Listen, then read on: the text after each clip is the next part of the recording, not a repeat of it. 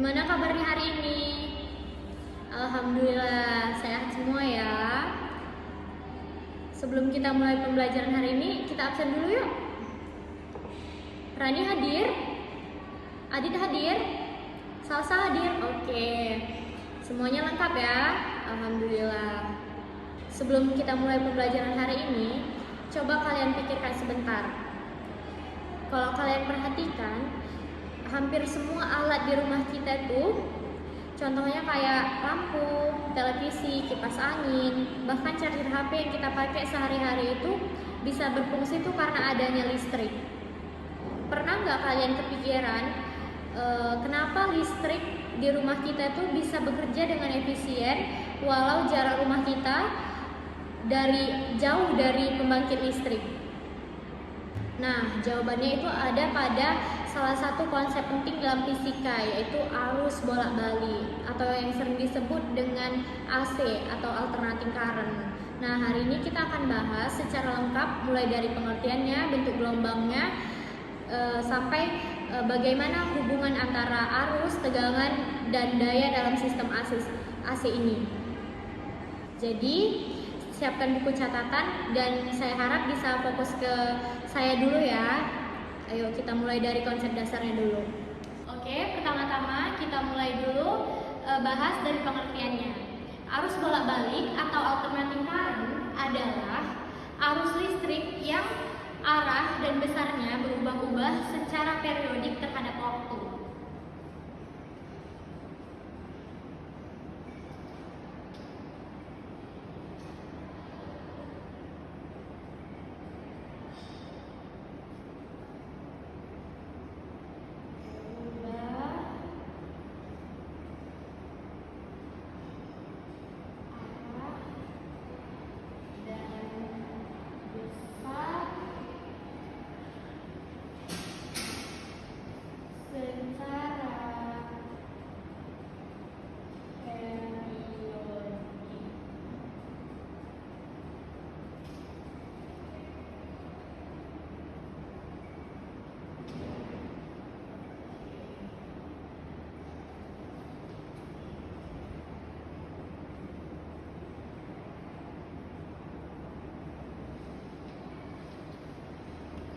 Berbeda dengan arus DC atau direct current, arusnya itu mengalir ke satu arah saja. Kalau arus DC ini ibarat seperti air yang mengalir ke satu arah saja.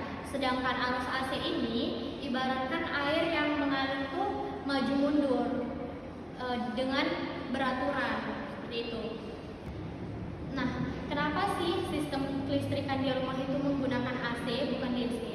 Nah, alasannya sendiri yaitu karena arus AC atau arus bolak-balik ini bisa dinaikkan dan diturunkan dengan transformator. Jadi energi bisa dikirim jauh tanpa banyak yang hilang. Nah, inilah alasan utama PLN menggunakan arus bolak-balik.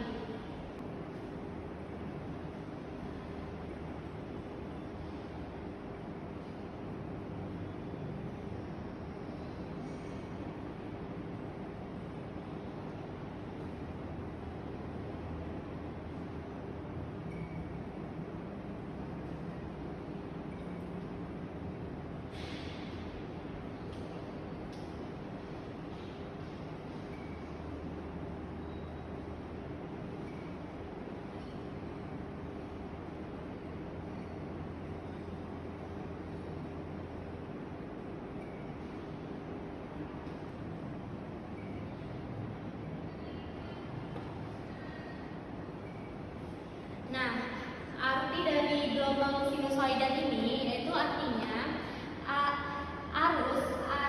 arus dan tegangannya bisa berubah terus-menerus, yaitu dari positif ke negatif, kemudian kembali lagi dalam 1 detik. Arus ini bisa berubah arah berkali-kali.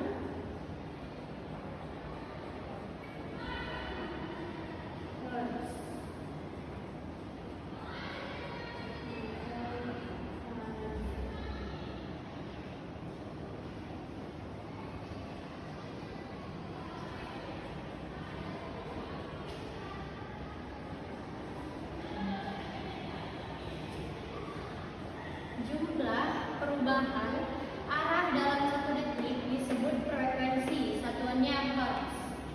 Di Indonesia sendiri, listrik PLN mempunyai frekuensi sekitar 50 Hz, yang artinya yaitu arus berubah arah sebanyak 50 kali dalam setiap detiknya. Dan jadi semakin besar frekuensi, semakin cepat pula arusnya berubah arah. Jadi bisa dibilang arus AC itu berdenyut terus, bukan seperti arus DC yang hanya mengalir satu arah saja. Karena arus dan tegangannya berubah-ubah, jadi kita nggak bisa nih pakai nilai puncaknya untuk menghitung daya listrik. Jadi kita gunakan nilai efektif atau RMS atau yang sering disebut root mean square. Rumusnya yaitu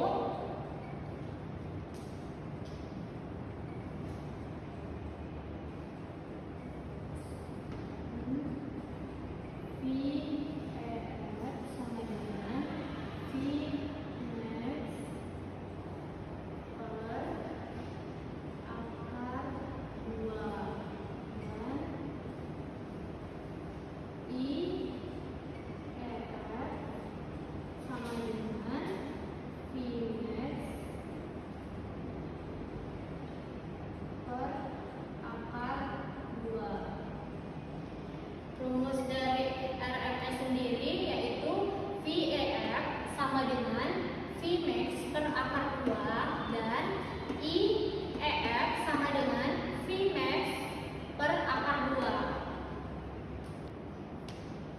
Nah, nilai efektif ini menunjukkan bahwa besar arus atau tegangan AC yang setara dengan arus DC dalam menghasilkan daya yang sama. Misalnya, kalau tegangan puncak atau Vmax-nya itu sama dengan 220 volt, maka nilai efektifnya itu 156,6 volt.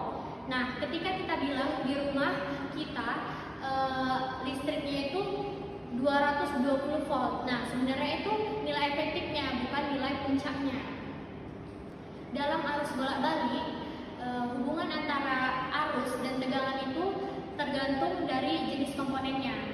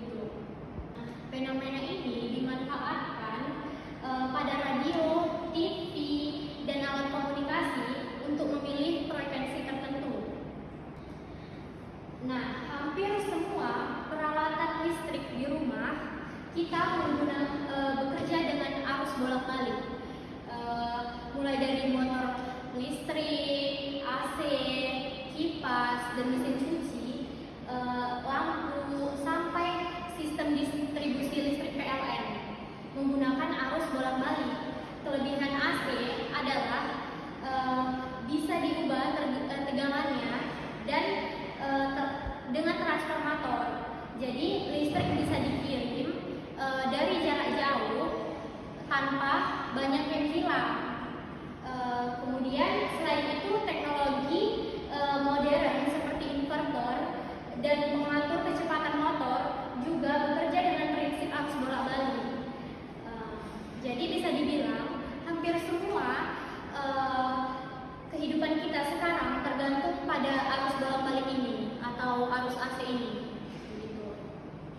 Oke teman-teman, hari ini kita sudah bahas banyak hal tentang arus bolak-balik, mulai dari pengertiannya, bentuk gelombangnya, nilai efektif, sampai bagaimana hubungan antara fase dengan faktor daya. Kalau kalian pikir-pikir, konsep arus bolak-balik ini sangat-sangat penting dalam kehidupan modern ini. Hampir semua alat yang kita pakai sehari-harinya bekerja dengan prinsip AC ini, dari lampu di rumah sampai ke jaringan listrik nasional. Coba nanti kalian amati alat-alat listrik di rumah dan bayangkan bagaimana arus bolak-balik ini mengalir di dalamnya. Dengan begitu, nanti kalian akan paham dan sadar bahwa fisika ini bukan sekadar rumus, tapi bentuk nyata dari kehidupan kita. Baik, cukup sampai di sini pertemuan kita hari ini. Terima kasih karena sudah menyimak dengan baik. Kita lanjutkan di pertemuan selanjutnya. Wassalamualaikum warahmatullahi wabarakatuh.